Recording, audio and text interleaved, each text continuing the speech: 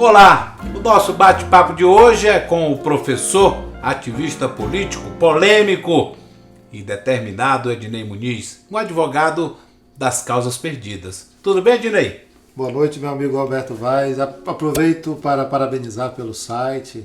Eu que tive uma história aqui no AC 24 Horas, tive o orgulho de ser um dos seus primeiros redatores. Verdade. Nos momentos mais difíceis desse período que nós estamos vivendo hoje no Brasil em relação à liberdade de expressão, nós nunca fomos... Naquele período, esse macaquinho representava, né? Representava os três juntos aqui, representava. Na verdade, os três mesmo. Quando ninguém tinha coragem, que era considerado loucura. No tempo bravo dos AC 24 viadas. Horas, eu sempre digo isso onde eu passo. O AC 24 Horas, se retirasse ele da história, eu tenho certeza que o estrago aos cofres públicos do Estado, as imoralidades, os escândalos nunca teriam sido... Seriam grandes, né? Nunca teriam sido publicados, porque o AC 24 Horas se transformou na última trincheira e resistiu, e você, com um talento inquestionável, transformou no principal site do Acre, um dos maiores da região norte.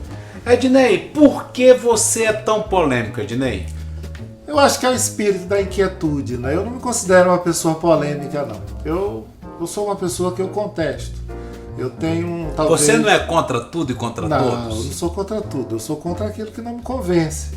Pensão de ex-governadores? Pensão de ex-governadores eu tenho lutado desde já tem uns 10 anos que nós estamos nessa luta. Inclusive fizeram uma aberração aí em relação a isso, acabou atrapalhando. Vai gerar um problema lá no STF, porque vai destruir aquela ação, e aí o que vai ocorrer é que todos os governadores que já recebem, ex-governadores que já recebem, vão continuar recebendo. Passagem de ônibus com um novo preço, você também não concorda? Nós fizemos um debate importante, lideramos um debate importante em relação à transparência pública. Era uma questão urgente. Havia uma série de acúmulos de irregularidades que nós colocamos a público e estão aí sendo discutidas, inclusive a nível de CPI. Você é um ativista político ou apolítico? Às vezes suas declarações elas se confundem por estar defendendo um lado partidário ou não. Eu não faço discussão com excessos de partido. Nós temos que fazer a política grande, a política da construção. Não quer fazer a política da desconstrução do quanto pior melhor. Eu faço a boa política. Você é mais de direita ou mais de esquerda? Eu sou de esquerda. Aliás, perdão, esquerda não. Eu sou de direita, numa linha progressista, numa linha que foca ao social. Mas não me considero uma direita conservadora ao extremo, não. Mas acredito que nós precisamos no Brasil, no momento, de uma nova direita. Você votaria no Bolsonaro? Ou no Lula? Entre Lula e Bolsonaro? Bolsonaro, eu votaria no Bolsonaro. Entre Lula e Bolsonaro, sem nenhuma dúvida, eu votaria no Bolsonaro. Você não votaria na Dilma se ela voltasse? Não, hipótese alguma. Dilma sem nenhuma chance. O Temer resolveu o problema do Brasil? O Temer tem tomado algumas iniciativas que qualquer um teria que tomar. O problema dele é a legitimidade. Ele não tem legitimidade política para encaminhar reformas duras, reformas sensíveis, reformas de grande impacto. Mas a receita que está sendo apresentada com os excessos, retirando os contrabandos que são naturais do processo político, mas que a sociedade no debate tem retirado, ele tem encaminhado aquilo que o Brasil efetivamente precisa para ir superando essa crise. Não creio que resolva, porque ele não tem legitimidade política. Agora me diz o seguinte, essa semana eu fui surpreendido com a notícia do senador Gladys Cameli, que está processando 150 pessoas. Eu achei um absurdo. Eu sou do partido do Gladys, inclusive sou vice-presidente da Municipal do Partido Progressista, mas a minha independência eu preservo. Eu achei isso uma atitude equivocada do senador. Não deveria fazer. Nós não podemos levar as questões políticas para o judiciário. Nós temos, quando você é político, quando você exerce um mandato de senador, qualquer cargo público, você tem o dever de se submeter ao debate público, as pessoas têm direito de fazer questionamentos. Claro que existem excessos, mas você pegar 150 ações judiciais e levar para a justiça é repetir aquilo que o PT sempre fez contra eu, contra você, contra toda a imprensa do Acre, contra as pessoas que sempre lutaram para levar informação boa às pessoas. Agora, Dinei, por que você é tão crítico, mas crítico voraz mesmo, de Jorge Viana, de Tião Viana? Por quê? Porque as práticas, os motivos para tais críticas são na história deles, são personagens extremamente destrutivos ao Acre. A família Viana tem praticamente desconstruído, desde que chegou ao Acre, tem criado situações sociais gravíssimas. Nós vivemos hoje uma situação naquele terrível. momento lá atrás, em 89, ou em 99, né? Você era defensor do Jorge Viana? Sim, quando o Jorge Viana chegou ao poder na eleição de Foi 98, né? Eu estava na Universidade Federal do Acre, eu participava de movimento estudantil e havia um clima. Naquela época não era feio ser do PT. Tem gente que hoje esconde isso, mas havia um clima, havia uma efervescência, havia uma convergência na direção de algo novo, como tem agora. Só que o conteúdo é outro, mas havia um movimento positivo na direção do novo e eu fiz parte. Quando chegou nos primeiros anos de governo, eu percebi que aquela proposta que foi construída com todo aquele calor, com toda aquela vontade de fazer algo diferente, foi substituída por interesses de uma meia dúzia de pessoas. Aonde foi que o Jorge errou? Criaram alguns quadradinhos. O Jorge Viana errou menos que os seus sucessores, mas ele não preparou a sua base para seguir. Dizer que o primeiro mandato e o segundo mandato do PT foram mandatos que estão na média da crítica que nós fizemos, não é verdade. Foram mandatos interessantes, que eles atuaram muito fortemente, conseguiram instalar uma boa base de infraestrutura, conseguiram instalar um programa, conseguiram fazer o zoneamento ecológico, só que a execução, o problema não é... Qualquer governo que vier, vai ter que seguir. Você reclama que não foram receita. Governos honestos, né? Você não tem reclamado isso? Tem dito que não são governos honestos, não se provou ainda absolutamente nada do ponto de vista técnico em relação à figura do Jorge e do Tião Viana. Existem investigações, mas já estouraram escândalos. Eles devem satisfação à população sobre isso? A prática do governo, aquela coisa de ter compromisso com o erro. Eu acredito que o grande pecado do PT é que o PT parece que faz do erro a sua pauta. O PT organiza políticas de Estado para manter-se errado. E isso não pode ser recebido pela opinião pública como algo razoável. Isso seria mudado num governo da direita, num governo provavelmente do Gladson, por exemplo, que é o candidato que está se apresentando? Provavelmente não tenhamos muitas mudanças nesse sentido, mas são novas pessoas, são novas... Na verdade, você tem o atual governo, eles não conseguem mais formular nada, eles não conseguem produzir nada.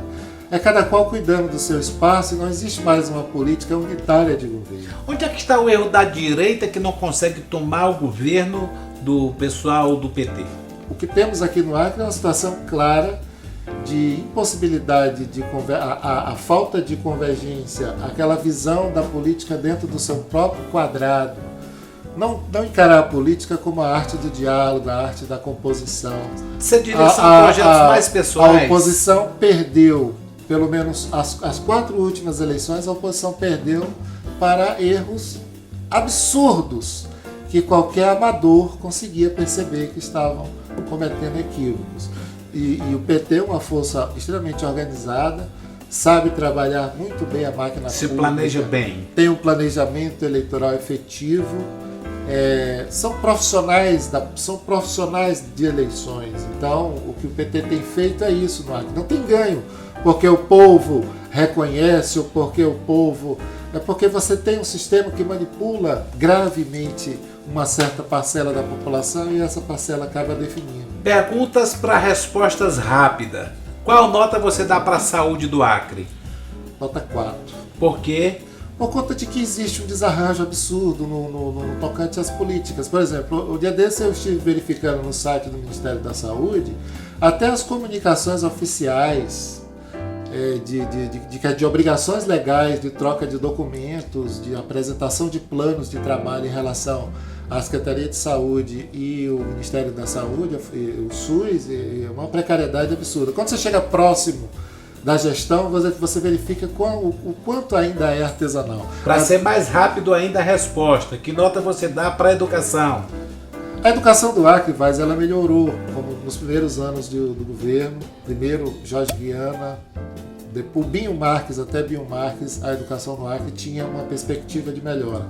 Mas na gestão de Tião Viana para cá, o atual governo de Tião Viana, não sei se pela conjuntura, não sei se pela pessoa em si, mas é um governo de desconstrução da educação, e agora os gestores da educação vivem de criar maquiagens e disfarces da realidade, vivem de um passado glorioso, que tiveram um passado interessante, que não souberam seguir. Então retrocesso em educação não pode, tem que andar para frente. Pergunta para a resposta rápida, que nota você dá para a segurança pública? A segurança pública, eu conheço o delegado Emilson Farias, é meu amigo de infância, inclusive, pessoa de grande integridade pessoal, e nada tenho contra a sua pessoa, mas infelizmente a gestão, volta à questão da gestão. É necessário, eu não preciso nem dar nota, Roberto Vaz, basta abrir os jornais diariamente. São corpos e mais corpos de jovens. E olha, o Acre é líder nacional em jovens fora da escola. E a Secretaria de Educação, que você pediu a nota, deveria fazer a busca ativa, que é ir na casa das pessoas dizer, tem matrícula aberta naquela escola, vá lá. O Estado ir atrás do cidadão. Como é que o Estado, que é o líder nacional em criança fora da escola, líder nacional em encarceramento de jovens, não usa a educação para intervir nesse processo? Nosso tempo está estourado, mas ainda tenho duas perguntinhas para fazer. Quem você considera um grande líder político do Acre? Olha, nós temos depende muito do enfoque da pergunta. Marcos Alexandre é uma grande liderança política, é um adversário, mas nós devemos Era a pergunta que eu ia reconhecer. fazer. O que você acha do Marcos Alexandre enquanto prefeito, enquanto homem público? Ele tem uma respeitar. Eu respeito profundamente, porque todas as demandas que tratei com ele foram tratadas com respeito. Aliás, recentemente você teve Inclusive, com ele. eu estive recentemente por conta dessa pauta dos transportes coletivos. Eu sentei com ele, uma conversa amistosa, amigável, agradável. E aí as pessoas sempre interpretando errado, achando que tinha se vendido. Tinha vermelhado. Eu passei 18 anos fazendo oposição ao PT no Acre, inclusive oposição ao Marcos Alexandre. Agora, eu não vejo a política como a arte da destruição, nós temos que sentar e conversar. Administrativamente, Marcos Alexandre e Gladson. Você aposta mais em quem? Eu aposto no Gladson Cameli por conta de que é o verdadeiro novo, né? O Marcos Alexandre, que pese ser uma liderança importante, ele tem um vínculo muito forte com o Partido dos Trabalhadores, e essa mácula do Partido dos Trabalhadores, esse espaço de poder, essas forças que dominam e que destruíram o Partido dos Trabalhadores no Acre, estarão em qualquer governo de Marcos Alexandre. Então, por conta disso, eu aposto no Gladson Cameli. Não é por questão partidária. E sugiro, inclusive, que faça uma boa, sem questões partidárias. Mas eu sou um partidário. Mas eu não posso ser estourado. Mas não posso ser injusto e dizer que não é uma figura que merece respeito. Claro. Porque eu não faço a política da destruição, não faço política por populismo, para falar o que é politicamente correto. Eu falo o que é correto, precisa ser dito. Muito obrigado, professor. O espaço está sempre aberto para debater outras vezes temas de interesse da sociedade. E como eu sei que o senhor debate temas de interesse da sociedade, estarei sempre à sua disposição. Estará à disposição e sempre o convidarei. Eu sou inquieto, Roberto Vaz. Se o tema aparece, agora nós estamos discutindo IPTU. Você disse que há irregularidade. Ocorreram indícios de que existem irregularidades em relação aos valores venais, que estão exagerados, estão em valores... não tem nem lei, nem decreto dizendo como que isso tudo foi feito, e nós vamos exigir que a Prefeitura esclareça a situação. Obrigado, professor. Beleza? Foi um prazer obrigado, te receber aqui no bar. E outras vezes nós estaremos aqui para conversar também sobre outros temas. Beleza.